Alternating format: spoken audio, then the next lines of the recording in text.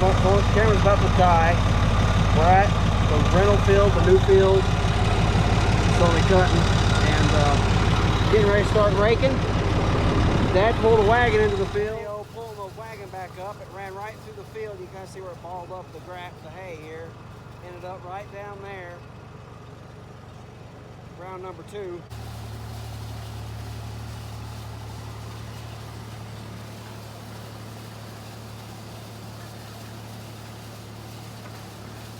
All right, Dad's gonna take over raking.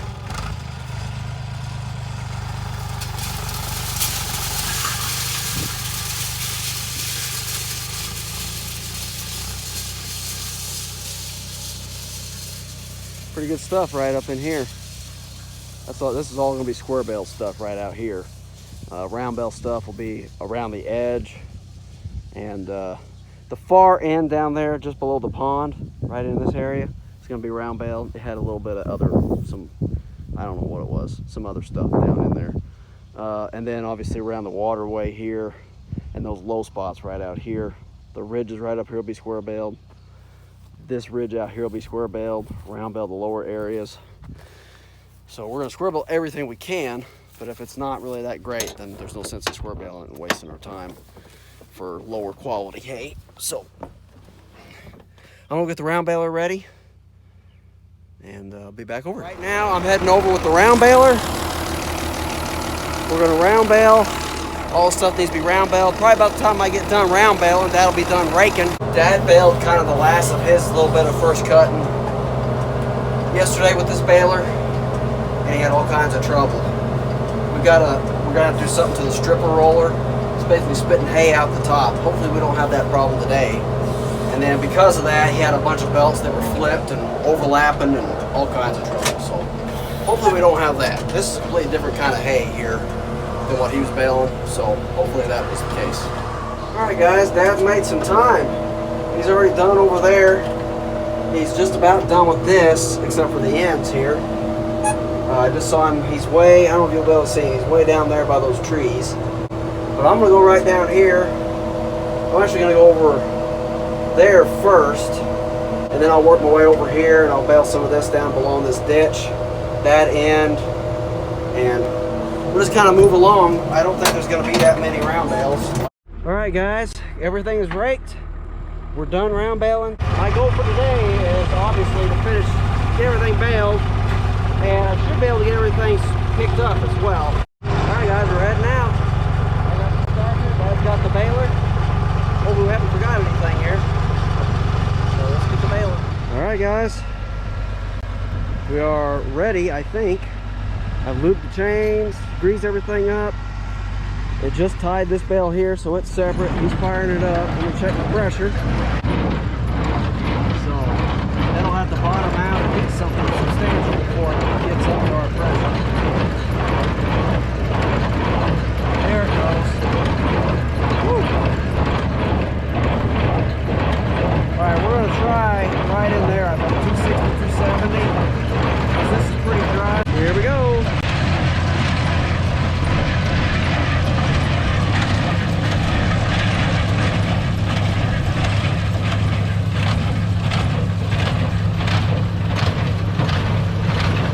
Dusty, that's for sure.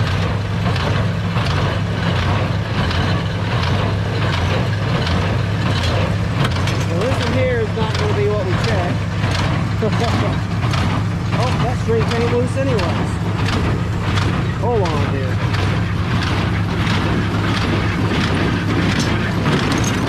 Now, why do we not have that? Alright, guys, we're having trouble. I'm definitely going to be sending an email to the Twine company. This roll of twine is broke 3 different times here in this amount of time, and I actually found a knot in the middle of the roll. Oh, I just broke again. See that?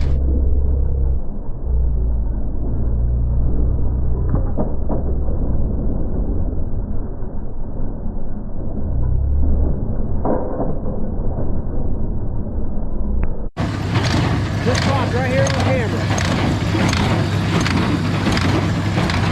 Twine company, if you ever watch this, shame on you. You should do better. I'll be sending you an email.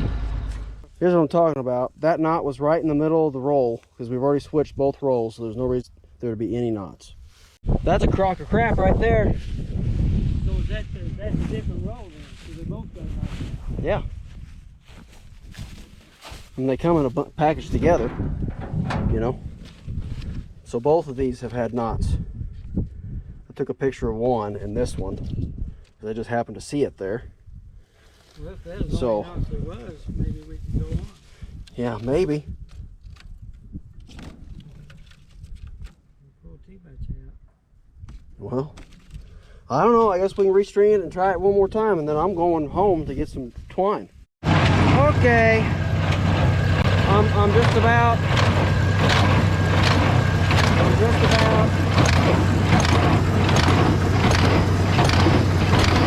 going to back the pressure way off so we can make a bale. Then I'm going to have to jack it back up. I'll probably have to cut all the bales that I make here just because I'm trying to make a bale. See, look at this disaster. Goodness gracious.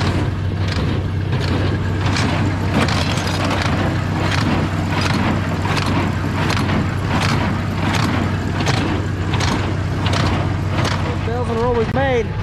One, just kidding. We got number 2 here. Number 3 is getting ready to tie.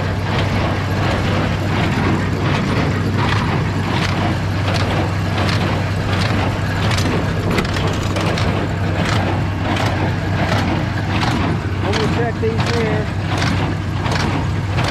They're punching out, that's for sure. See how it feels. They're pretty tight. It's plenty dry. Well, we'll see how many more issues we have in this roll. I think I'm gonna tighten it down just a touch. I will be sending something to the Fine Twine Company. I've had this twine I bought it for last season. I bought it in the spring, fall, this prior year, so 21. It's coming up on 2 years old. Been kept inside. No mice have been in it, so that's definitely not the problem. I know somebody will try to say something stupid like that,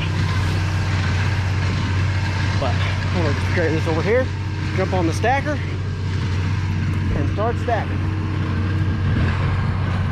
Okay. Whew. I don't know, 10 bales out of a windrow that length isn't too bad, I don't think.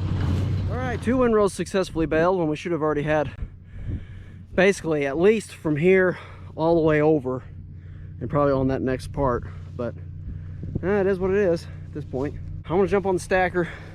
The bad thing about these bales are they're dry, like really dry, which is good, but when they're that dry, they get really slick on this, and when the first table flips up the first row, sometimes they'll slide halfway back, or sometimes they'll flip over, or, you know, it is what it is. I mean, you know, first world country problems here. Picking up my hay, not by hand, having to get off the tractor every once in a while and flip a bale back over, but you know what I mean. It does kind of suck when you're in the zone, and that happens, and you gotta jump off the tractor, so. But, I'm not complaining. I'm not complaining too much. It is what it is. I'm happy that we can do it the way we're doing it and all that good stuff. So let's get rolling. Here it comes.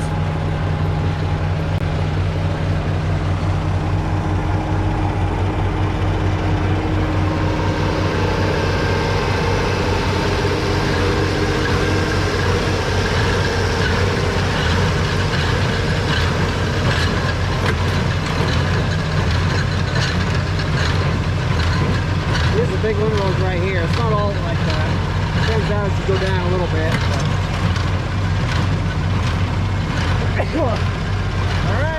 All right, guys, we're gonna stack. I'm gonna put you up a time lapse for one whole stack, and then I'll find a spot up here on the level to set them off.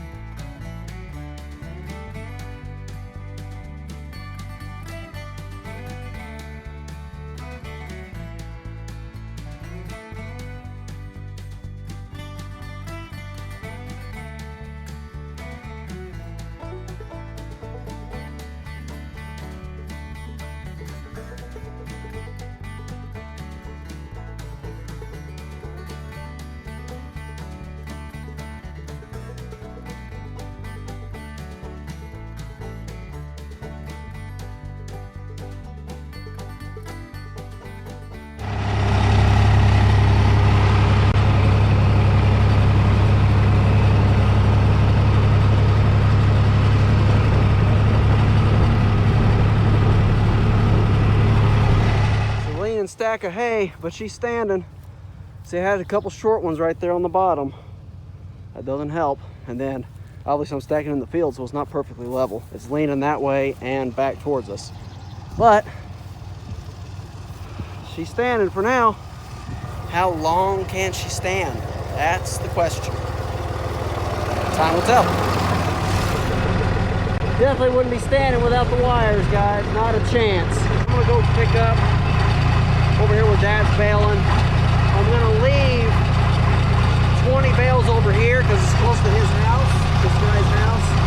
And I told him I'd give him 20 square bales. And then he's getting the round bales, and then I'll bring him some more round bales because we're not round bale enough to get him through the winter. All right, guys, we got 2 stacks standing up there, and Dad's baling, finishing that stuff going back there up, and he'll jump up here. And once we get this right here, but really close to being done. There's not much across the ditch over there. But next time I go by in here, I'm going to crank the pressure up a little bit and loosen up just a touch. So, off we go. Good morning, guys. We are back at it again. We got everything baled. We got everything moved off the field. It's stacked at the field. I did have some issues with my stacker there at the end of the day that I don't think I was able to bring you guys up to speed on. I'll let you know what happened there here in a little bit. But right now, this hay here, this is what was off the east field, the west field here at the house. And I didn't put it in the stack because it was starting to heat a little bit. But actually, one day later, and it was doing pretty good. But I went ahead and left it out here for, it's been 3 days, I think now. I'm going to stack this. I'm just going to do it by hand because the skid steer's out at the field. And I've got some on a wagon in here. The stuff on the wagon I'm going to stack in here. And I'm going to take that wagon. I wouldn't be stacking this right now, but I got to take that wagon to load the hay at the field.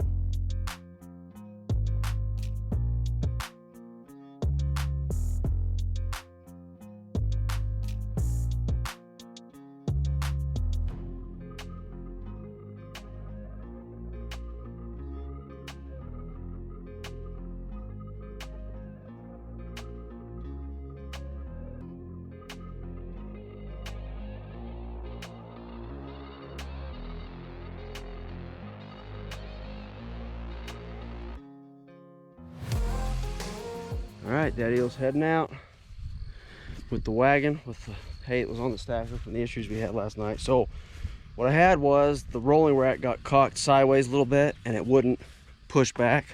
So I'd try to set up a layer with the second table and it would just compress the bales, and whenever it came back down, the bales would come right back down with it. Could not get it to move. So we just brought it back here. It was the last load of the night. Wasn't a huge deal.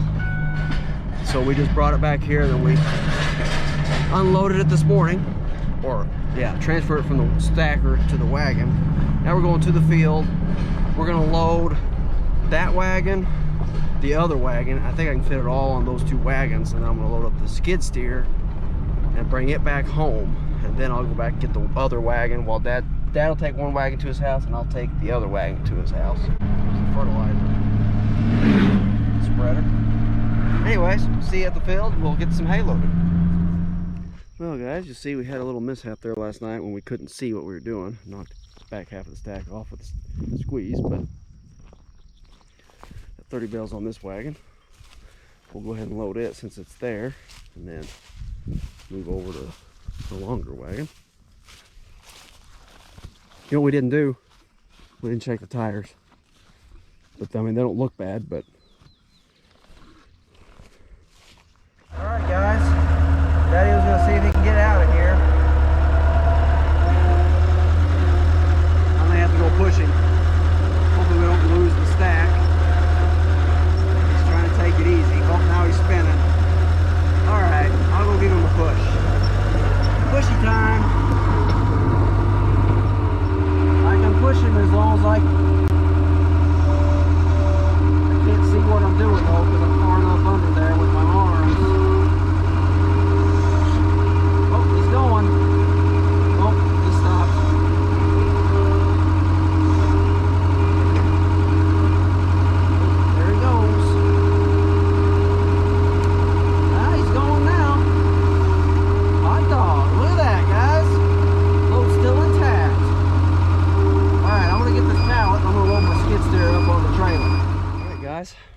Heading out. Daddy-O's load. I'm taking this back to the house, then I'll get my load over there. It's a good looking load of hay he's got there. But at least we got the hay out of the field, and we'll be able to get it in the barn and unload it whenever. I don't know, he may end up messing around unloading it today or tomorrow or something. Alright guys, we're at the field. As you can see, got a load of hay. Hopefully I don't jostle it around too much here out in the field. And we're getting ready to go up the road bank here, so hopefully it doesn't fall off there. And we're gonna get headed down the road. I left 20 bales out here for the owner, and he's got 4 round bales, and then I'll bring him some others. I'm gonna put this thing in 4 low so we can go slow here.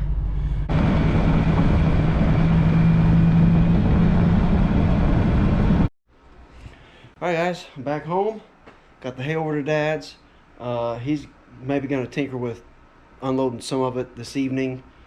Obviously we're not in really a big hurry to get it unloaded, as long as we've got a place to put it inside just in case it does rain. Hopefully it rains. But that's it for this video. The new field, the new planting that I planted last year made 354 square bales and 5 round bales. Not a bumper crop by any means, but it was better than what I thought it was. It was all pretty clean, and it's going to be some good quality hay to be able to sell. And if we could get some rain, I know, you know, the first year is always a little bit lower yield until it gets the roots established and all that good stuff. But if we can get some rain and I get a little bit of fertilizer on there, we'll get a pretty good second cutting. And then next year, I completely believe that it'll be even better. So guys, thank you for watching. God bless you, God bless America. Franklin County Forage out.